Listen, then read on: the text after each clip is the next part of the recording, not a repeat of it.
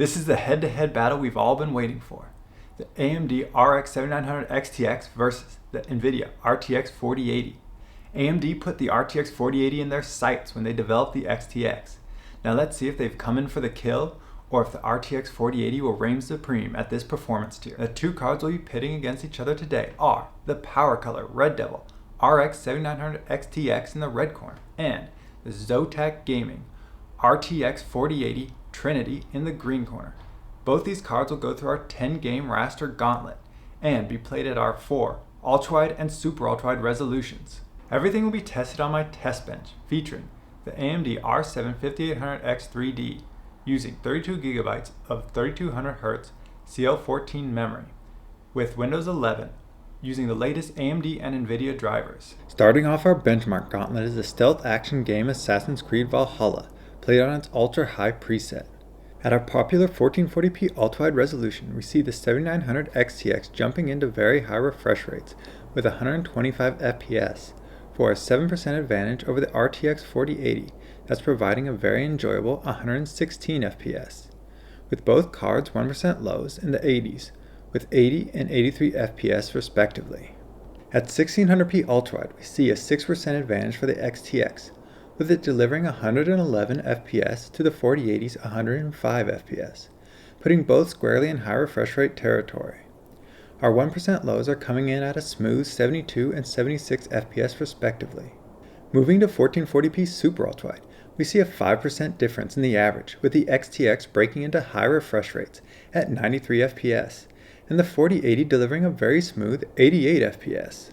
Both 1% lows are still in smooth territory, with 62 and 64 FPS respectively, providing a great experience. Here we see our 4K ultrawide results in pretty good condition, with our XTX managing a smooth average frame rate of 76 FPS compared to the 71 FPS achieved by the 4080, giving the XTX a 7% advantage. For the 1% lows, we see 53 and 51 FPS respectively. Both of these cards would provide a good play experience at this resolution. Neither card has trouble running Assassin's Creed Valhalla at any of our resolutions, with the 7900 XTX seeing a 6% average performance advantage and mixed advantages for the 1% lows, with the XTX faster at 4K and the 4080 faster at the lower resolutions. Next up is the rough and rowdy Borderlands 3 played at its badass preset. Here we see an extremely competitive environment. At 1440p ultrawide resolution, we see both cards hitting very high refresh rates, with the 7900 XTX delivering 126 FPS and the RTX 4080 delivering 124 FPS for a 2 FPS advantage, and 1% lows of 101 and 94 FPS respectively. At 1600p, we see the XTX getting 111 FPS to the 112 FPS of the 4080, giving the 4080 a 1 FPS advantage, and the 1% lows for both cards remaining high refresh rates at 91 and 93 FPS respectively. At 1440p super ultrawide, the cards are tied at both the average and the 1% lows, with high refresh rate average for both cards of 95 FPS and a 1% lows in the smooth range at 79 FPS. At 4K ultrawide, both cards deliver 70 FPS average, with the 1% lows staying in the smooth refresh rate range, with the XTX getting 62 FPS and the 4080 getting 60 FPS. These cards played Borderlands great at every resolution, with both cards at an actual tie-in performance or a virtual tie-in performance. There's not really a winner, with the only real advantage seen by either card being the 1% lows at 1440p ultrawide, where the XTX is 7% faster. Representing our racers is Forza Horizon 5 played on its extreme preset. Here we see the game clearly favoring the Nvidia card. At our 1440p ultrawide resolution, we see the 7900 XTX delivering a high refresh rate average of 98 FPS, but it falls well behind the very high average refresh rate that the RTX 4080 is getting, at 120 FPS, a 23% performance advantage for the 4080. At our 1% lows, we see a much the same, with the XTX delivering a good 79 FPS, but the 4080 delivering high refresh rates at 100 FPS 1% low.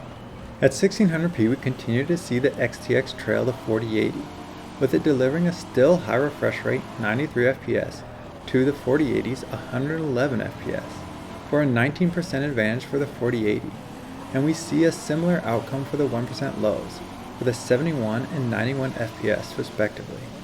Moving to our 1440p Super Ultrawide, we see the XTX dip out of high refresh rates and into smooth gameplay at 86 FPS, while the 4080 manages to stay at high refresh rates at 103 FPS for another 19% advantage over the XTX. And our 1% lows show the XTX still in a smooth 71 FPS, but the 4080's 1% lows is still in high refresh rate at 91 FPS. Lastly, our 4K Ultrawide results show a tightening, with the XTX delivering 80 FPS to the 4080's 88, putting both cards in smooth refresh rate range. Still a 10% advantage for the 4080, and the 1% lows are at 68 and 79 FPS respectively, keeping everything smooth even at this extreme resolution. We see our first notable advantage for a card in our raster test suite, with the 4080 averaging an 18% advantage over the 7900 XTX, despite the XTX still delivering a very smooth and playable game at all resolutions. Let's see if the 7900 XTX can make up some ground in Hitman 3. For our dapper assassins, we have Hitman 3 being played at its ultra settings. Here we see another close fight. At 1440p Ultrawide, we see the 7900 XTX take a small lead, delivering 147 FPS average to the 4080's 144 FPS for some very high refresh rate gameplay, but we see both cards stricken down by the 1% low stagnation on this test environment, with a 65 and 67 FPS 1% lows respectively. Moving to 1600p, we see the XTX getting 143 FPS average, with the 4080 delivering 136 FPS, for a 6% advantage for the XTX over the 4080. The 1% lows are stagnant again at 66 and 67 FPS respectively.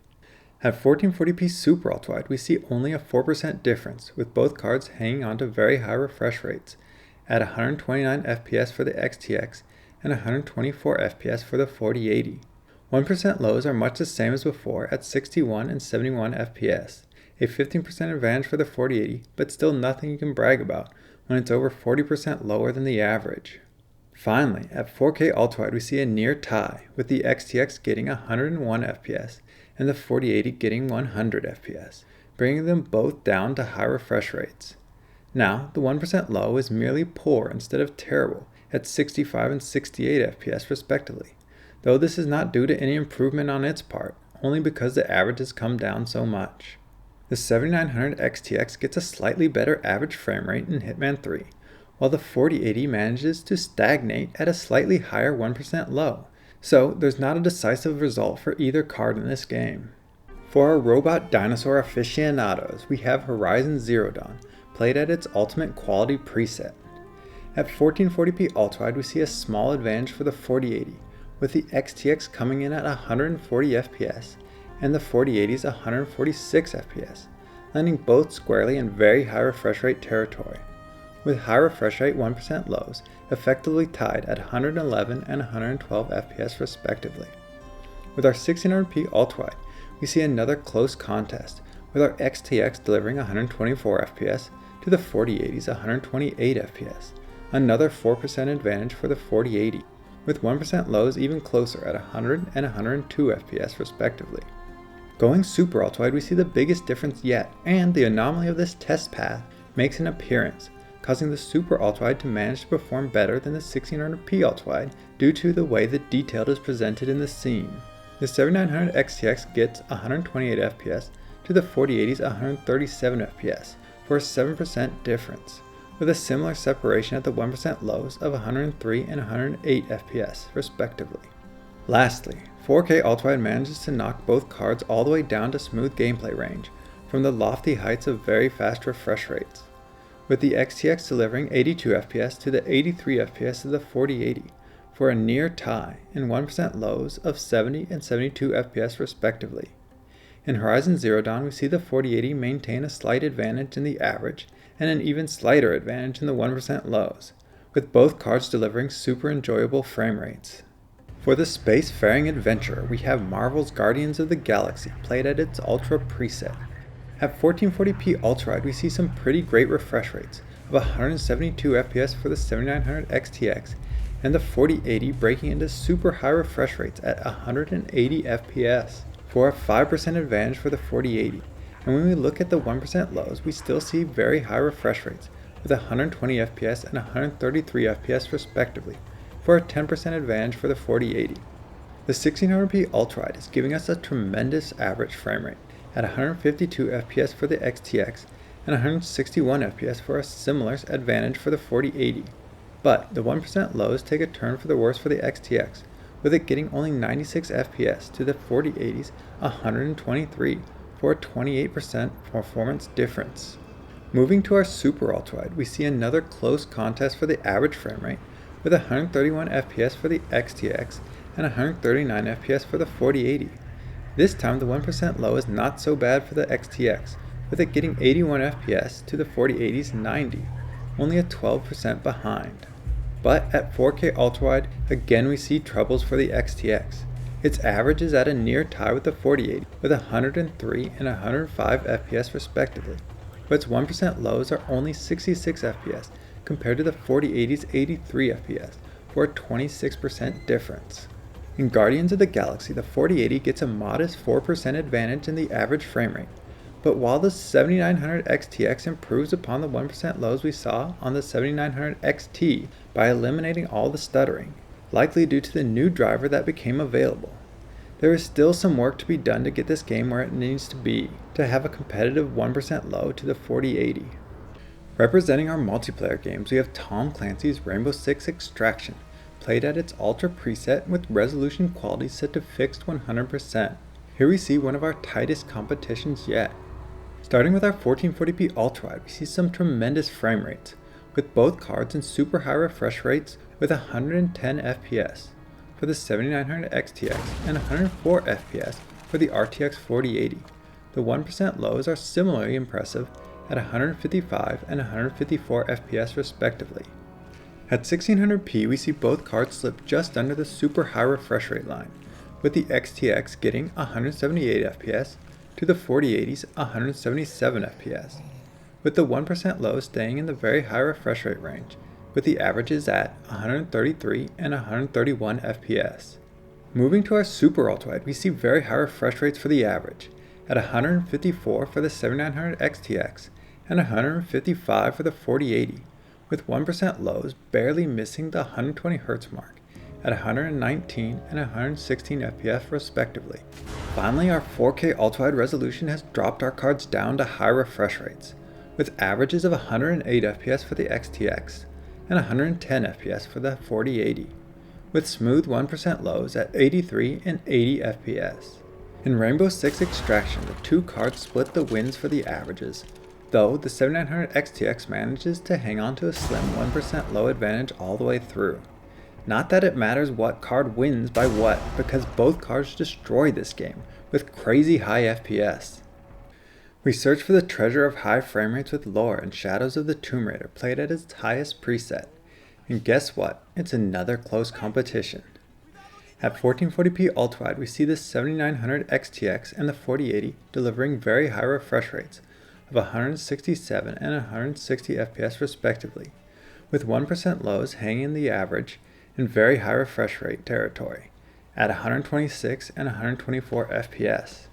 The 1600p Ultrawide resolution sees the average stay in very high refresh rates, with the XTX providing 147 FPS to the 4080's 139 FPS. The 1% lows are now in high refresh rates, with 113 and 112 FPS respectively. Going Super Ultrawide, we see our XTX and 4080 hanging on to very high refresh rates at 129 and 121 FPS respectively, with 1% lows of 103 and 101 FPS. And lastly, at 4K Ultrawide, we see the 7900 XTX hang on to high refresh rates at 94 FPS, while the 4080 keeps everything smooth at 88 FPS, and we see 1% lows of 79 and 76 FPS respectively. Here we see a modest lead of 6% for the 7900 XTX, with both cards providing a great play experience at all resolutions. I've saved our two heavy hitters for last to really test the mettle of these cards. First we have Cyberpunk 2077 played at its Ultra preset with FSR off. At 1440p Ultrawide, we see the 7900 XTX and the RTX 4080 achieve high refresh rate averages of 105 and 98 FPS, giving the XTX a 7% performance advantage. Both cards deliver smooth 1% lows of 79 and 75 FPS respectively. Moving up to 1600p resolution, we see both cards moving completely into smooth range at 88 FPS for the XTX and 81 FPS for the 4080, a 9% advantage for the XTX, with 1% lows of 68 and 65 FPS. At the 1440p Super Ultrawide resolution, we see the average stay in smooth gameplay range, with a 74 FPS average for the XTX and a 70 for the 4080, for another 7% advantage for the XTX. But the 1% lows dip into acceptable range at 58 and 53 FPS respectively, a 9% advantage for the XTX. Finally, at 4K we see the XTX flex on the 4080 by delivering 58 FPS to the 4080's 46 FPS, for a 25% advantage. And with the XTX's 1% low at 47 FPS, 1 FPS higher than the 4080's average, delivering an 18% faster result than the 4080's 1% low of 40 FPS. This is the biggest performance difference seen in the entire gauntlet, by both percentage and the practical playability of the game. For a game that Nvidia seems to be building all their marketing around, this is the second time we have seen AMD rule this title in raster performance. Our final game is here to represent all the strategy buffs. The cards were tested in Total War Warhammer III using the Ultra preset and the battle simulation. At 1440p we see the first game where no card clears the 100Hz line, with the 7900 XTX coming in at 99 FPS to the 4080's 97 FPS, and with 1% lows at 82 and 84 FPS respectively, for what is functionally a direct tie. We see the same kind of result at 1600p Ultrawide, with the XTX coming in at 85 FPS and the 4080 at 84 FPS, with 1% lows of 73 and 74 FPS. With our Super Ultrawide we're seeing the same thing again, with the XTX delivering 74 FPS to the 4080's 73, and 1% lows of 66 and 67 FPS. At 4K Ultrawide we see something slightly different, where we see a direct tie for the averages at 54 FPS for the both cards, and 2 FPS advantage for the 4080 and the 1% low, with 45 and 47 FPS respectively. Both cards deliver equivalent performance in Total War Warhammer III, and despite having some of the lowest average FPS across all resolutions, both cards delivered a playable performance across the whole stack, with very tight 1% lows. We have seen a lot of back and forth, and 1 or 2 big wins for each team. So how will this all shake out in our 10-game average? Let's take a look. In the 10-game average we see an actual tie or near tie at all resolutions. The RTX 4080 sees a meager 1% low advantage, which is almost entirely accounted for by the Radeon card's poor showing in Guardians of the Galaxy. I don't think I could have made these cards look more evenly matched if I set out to do it. Let's just quickly go through and look at the performance levels for each resolution. At 1440p Ultrawide we see both cards deliver very high refresh rates of 139 FPS and 1% lows above 100, for a pretty much guaranteed amazing play experience from either card. Moving to 1600p Ultrawide, we see another great experience across the board, with both cards producing 123 FPS and 1% lows at the cusp of high refresh rates. Our 1440p Super Ultrawide sees both cards in high refresh rates at 109 and 110 FPS and 1% lows on the high end of smooth range. And our toughest resolution of 4K Ultrawide, we see everything in the smooth range, with our averages in the 80s and our 1% lows in the 60s. Both cards nearly pulled off a playable experience across the board at this challenging resolution, but the 4080 stumbled on Cyberpunk 2077, dipping into unacceptable range with its 1% lows. Luckily for the 4080, in this game at this resolution, AI upscaling is a viable panacea. These cards can play pretty much anything at any resolution without the need for AI upscaling to provide a good experience, which is a pretty great thing to be able to say. With the performance metrics being what they are, it's pretty easy to guess what the price to performance graphs are going to look like, but let's go ahead and take a peek. At MSRP we see a 20% price to performance advantage for the RX 7900 XTX. Shocking, I know.